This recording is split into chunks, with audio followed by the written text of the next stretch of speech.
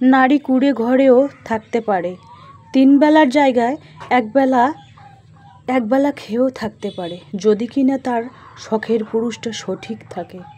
নারী সব পরিস্থিতিতে নিজেকে মানিয়ে নিতে পারে, যদি তার ভালোবাসার মানুষটা একান্তই তার থাকে।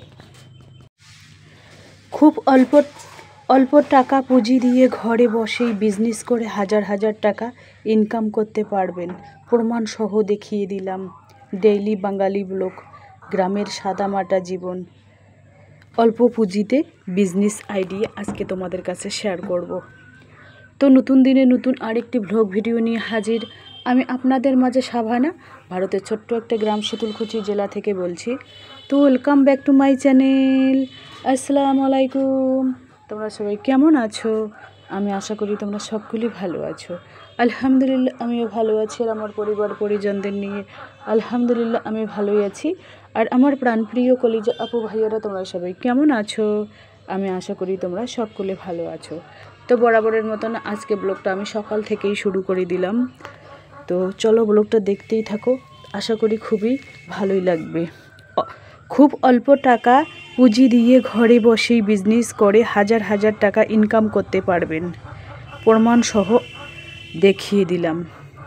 তো তোমরাও চাইলেই কিন্তু আমার মতো ঘরে বসেই অল্প পুঁজিতে বিজনেস আইডিয়াটা ফলো করতে পারো। সংসারে কাজ সমস্ত কিছু সামাল দিয়েই করতে পারো। আমার মতো অল্প পুঁজিতে ব্যাগের ব্যবসা করতে পারো, আবার চুড়িদার নাইটি ওইগুলোর পিস অল্প পুঁজিতে নিয়ে এসে ঘরে বসে সংসার সামলে ছেলে মেয়ে হাজব্যান্ড সবাইকে সামাল দিয়ে করতে পারো। কারণ নিজে স্বনির্ভর নিজে নারী, তুমি নিজে স্বনির্ভর হও, নিজেকে প্রতিষ্ঠিত করো। টাকা সঞ্চয় করা টিপস তোমাদের বলে দিচ্ছি। দেখুন, টাকা থাকলে কিন্তু আত্মীয় স্বজনের কাছে, আপনজনদের কাছে অফুরন্ত ভালোবাসা পাওয়া যাবে, কোনো ভালোবাসার অভাব থাকবে না। কিন্তু টাকা না থাকলে সেই ভালোবাসার জায়গায় ঘৃণার জায়গায় পরিণত হয়। সেই জন্য নিজেকে প্রতিষ্ঠিত করতে গেলে স্বনির্ভর হতে হবে, নিজে কষ্ট করে টাকা ইনকাম করতে হবে। টাকা না থাকলে জীবনের কোনো মূল্য নেই। টাকা আছে তো তোমার দাম আছে, সম্মান আছে, সব কিছু আছে, সব কিছু। টাকা নেই তো তোমার কোনো পাশেও সুখ নেই, শান্তি নেই, এটা মনে রাখবেন। সেই জন্য তোমরাও চাইলে অল্প পুঁজিতে আমার মতো ঘরে বসেই টাকা ইনকাম করতে পারো, হাজার হাজার টাকা ইনকাম করতে পারবেন খুব অল্প পুঁজি দিয়ে। 5,000 দিয়ে শুরু করুন, 2,000 দিয়ে শুরু করুন, 1,000 দিয়ে শুরু করুন, সেটা নিজের কাছে। কিন্তু সেই মন মানসিকতা নিজের কাছে আনতে হবে যে হ্যাঁ আমি কি পারবো, আমার দ্বারা কি হবে, 5,000 টাকা দিয়ে কি ব্যবসাটা হবে, 2,000 টাকা দিয়ে কি হবে, 1,000 টাকা দিয়ে কি হবে, এটা ভুল ধারণা। যদি তোমার টার্গেট থাকে, মন ভালো থাকে, মানে ইনকাম করার একটা টার্গেট থাকে, তখনই কিন্তু তুমি অল্প পুঁজি দিয়েও ঘরে বসেই বিজনেস করে হাজার হাজার টাকা ইনকাম করতে পারবেন।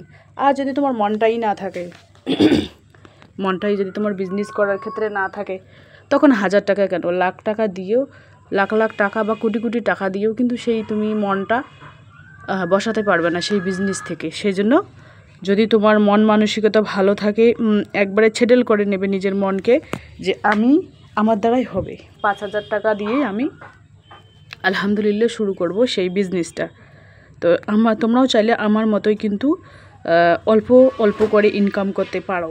মানে দেখুন, এখানে কোনো টার্গেট নেই যে আমাকে মাসে 10,000 ইনকাম করতে হবে বা 5,000 ইনকাম করতে হবে, এখানে কোনো টার্গেট নেই। হ্যাঁ, এটা হচ্ছে নিজের কাজ। তুমি সংসার সমস্ত কিছু সামাল দিয়ে, মানে যখন যেটা অবসর টাইম তুমি বসে থাকবে। বসে শুয়ে থাকলে কিন্তু দেখুন একটা টেনশন হয়।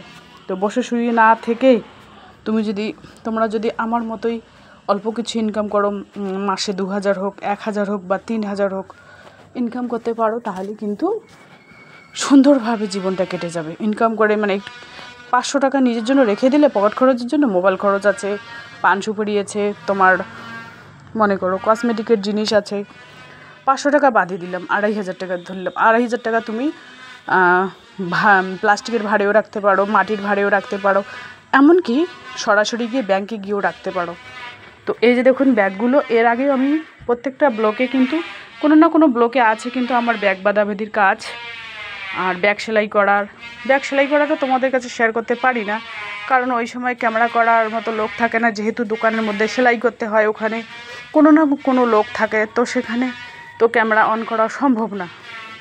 আর এই চ্যানেলটা যে আমি করতেছি, এই চ্যানেলটা কিন্তু আমার কেউ জানে না, আমার আত্মীয় স্বজন কেউ জানে না, সেই জন্য অনেক কষ্ট করে আমাকে ঘরের ভিতরেই সেই ভিডিওগুলো আমাকে করতে হয়। আর হাজব্যান্ড তো বলেছে যে খালি ঘরে রুমের ভিতরের ভিডিও দিতে পারবে, আমার বাড়ির চারপাশের ব্লগ তুমি দিতে পারবে না, কারণ আমার বাড়ি ভাঙাচুরে, সেইগুলো যদি আমার অন্য কোনো আত্মীয় স্বজন দেখে তাহলে আমাকে ভালো লাগবে না। তো সেই জন্য আমি পুরো বাড়িতে তোমাদের কাছে দেখাবো না, ওই রুমের ব্লগটা, দোকানের ব্লগটা একটু শেয়ার করবো, মুরগিদের একটু দেখাবো, সেই আর কি। হাজব্যান্ডের কথা তো মানতে হবে, তাই না? উনি বলেছে যে ফেস ছাড়া তুমি ব্লগ করো, তো ওনার কথা মতোই আমি ফেস ছাড়াই ব্লগ করতেছি। দেখা যাক, আমার অল্প কিছু বাকি আছে, তাহলে কিন্তু ওয়াচ টাইম বাকি আছে অল্প কিছু। এই মাসের মধ্যেই আলহামদুলিল্লাহ আমি মনিটাইজেশন খুলব। তোমরা সবাই আমাকে হেল্প করো, আমার ব্লগটা পুরোপুরি দেখার চেষ্টা করো, যাতে আমার ওয়াচ টাইমটা পূরণ হয়। আর আমার ভিডিওর কোনো না কোনো অংশ তোমাদের ভালো লাগলে সাবস্ক্রাইব করে আমার পাশে থাকতে পারেন। তো আমার প্রত্যেকটা ব্লগে কিন্তু এরকম টাকা সঞ্চয় করব কিভাবে জমাবো, এই সিস্টেমগুলো কিন্তু আমার প্রত্যেকটা ব্লগেই তুলে ধরি। কারণ আমি যে ব্যাগের ব্যবসাটা শুরু করেছি কত টাকা দিয়ে জানো? শুনলে অবাক হবেন, 5,000 টাকা দিয়ে শুরু করেছি ব্যাগের ব্যবসাটা আমি। তো সেই ব্যাগের ব্যবসাটা যে করেছি, সেখান মানে অনেক কষ্ট হয়েছে, কোথায় পাওয়া যাবে, কোথা থেকে আনবো, কিভাবে আনবো, অনেক কষ্ট করে সেই ফোন নাম্বার ম্যানেজ করা হয়েছে। আবার ওখানে আমি নিজেই গেছি, তো অনেক কষ্ট করে কিন্তু আমি এই জায়গায় পৌঁছেছি।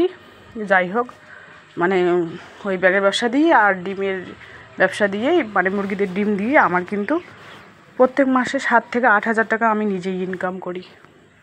তো সেই টাকা দিয়ে আবার আমার ওই 3,000 টাকা দলের মধ্যে দিতে হয়, আবার নিজের পকেট খরচের জন্য 1,000 টাকা রাখতে হয়, তো কত হচ্ছে 4,000।